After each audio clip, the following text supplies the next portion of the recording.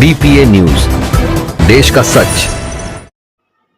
आज संस्था भवन में प्रादेशिक बैठक संपन्न हुई, जिसमें प्रदेश के विभिन्न जिलों से आए हुए प्रभारी द्वारा एवं परिवहन व्यवसायियों द्वारा दैनिक स्तर पर होने वाली समस्याओं पर विस्तृत चर्चा हुई। प्रादेशिक बैठक संस्था के प्रदेश अध्यक्ष मनीष कटारिया की अध्यक्षता व संचालन प्रदेश महामंत्री राघवेंद्र वर्मा द्वारा किया गया। निम्न विषयों पर विस्तृत चर्चा की गई। राज्य माल सेवा कर प्रवर्तन अधिकारियों द्वारा भौतिक सत्यापन के नाम पर की जा रही अव्यावहारिक कार्रवाई के प्रति घोर रोष प्रकट किया गया, जिसमें मूल रूप से परचून मॉल का परिवहन कर परिवहन स्वामियों की पीड़ा पर निम्न सुझाव प्राप्त हुए। ई वे बिल से 50,000 रुपये की बाध्यता को समाप्त किया जाए। समस्त प्रवर्तन कार्रवाई ट्रांसपोर्टर के स्थान पर पंजीकृत व्यापारी विरुद्ध सुनिश्चित की जाए। वन टाइम टैक्स सर्वसम्मति से तय किया गया कि सरकार द्वारा वन टाइम टैक्स को वैकल्पिक व्यवस्था के रूप में लागू किया जाए। AIS 140 मानक के GPS सिस्टम की नेशनल परमिट धारक वाहन स्वामियों की अनिवार्यता पर केंद्र सरकार द्वारा अनुमोदित समस्त कंपनी के GPS लगाने की छूट दी जाए, जिससे कि राज्य सरकार द्वारा कंपनी विशेष रूप से GPS लगवाने की आड़ में हो रहे शोषण से परिवहन स्वामी को मुक्ति मिल सके। ऑटोमेटेड फिटनेस के नाम पर हो रही अवैध वसूली पर प्रभावी अंकुश लगाने हेतु पुरानी सरकारी व्यवस्था के वैकल्पिक तौर पर निर्बाध रूप से चालू एवं जिलावार पंजीकृत वाहन संख्या के अनुसार AI सेंटर की क्षमता विकसित की जाए। परिवहन व्यवसायियों पर परिवहन के दौरान दुर्घटनाग्रस्त होने की स्थिति में माल का नुकसान दावों पर सरकारों द्वारा व्यापारियों के ऊपर अनिवार्य रूप से माल को भीमत कराने हेतु कानून में सुधार किया जाए। बैठक में मुख्य रूप से संरक्षक अजय कपूर, KC शर्मा,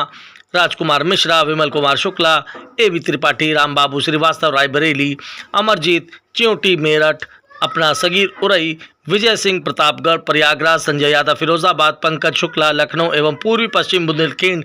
आदि सैकड़ों संख्या में पदाधिकारी प्रभारी मौजूद हुए। संस्था के पदाधिकारी अरुण कुमार वाधवा, चेतन कात्याल,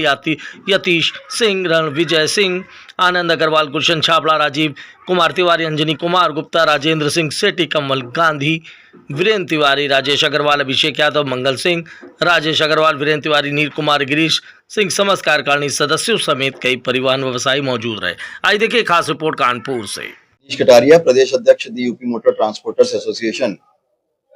आज यहाँ कानपुर में पूरे प्रदेश के जिला प्रभारियों, मंडल प्रभारी और अंचल प्रभारियों की है, और उसका मूल जो उद्देश्य है कि पिछले कुछ समय में परिवहन व्यवसाय से संबंधित बहुत ही ज्यादा समस्याएं आ रही हैं, जिसमें कि प्रशासनिक स्तर से भी आ रही है और जो नीतिगत निर्णय सरकार के द्वारा जो कुछ लिए गए हैं उसके भी कारण बहुत सारी समस्याएं आ रही है, क्योंकि बहुत व्यवस्थाओं में परिवर्तन हो रहा है, उसके कारण भाई काफी समस्याएं आ रही। तो आज यहाँ पर बुंदेलखंड से, पश्चिमी उत्तर प्रदेश से, पूर्वी उत्तर प्रदेश से एवं प्रदेश के समस्त जनपदों से यहाँ पर लोग आए हुए हैं हमारे प्रभारीगण, और उनसे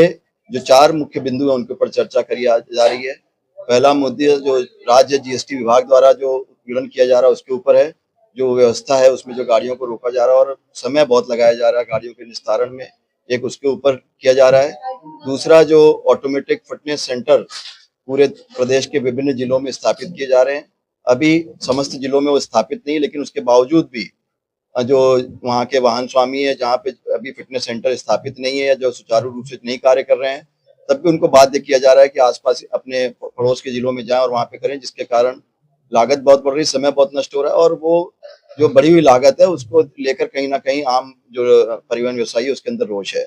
तीसरा जो नेशनल परमिट वाहन है उसमें 1 अप्रैल 2026 से AIS 140 नेशनल परमिट की जो गाड़ियां हैं उसमें AIS 140 GPS को बाध्यकारी किया जा रहा है, जिसके कारण राज्य सरकार द्वारा कुछ विशेष कंपनियों को ही खाली अनिवार्य किया जा रहा है कि इन्हीं का GPS लगाना होगा, जिसपे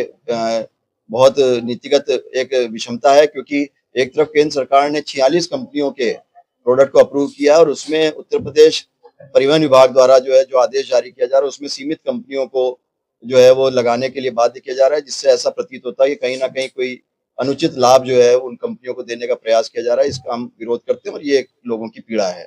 इसके अलावा जो एक विषय है कि जो वन टाइम टैक्स है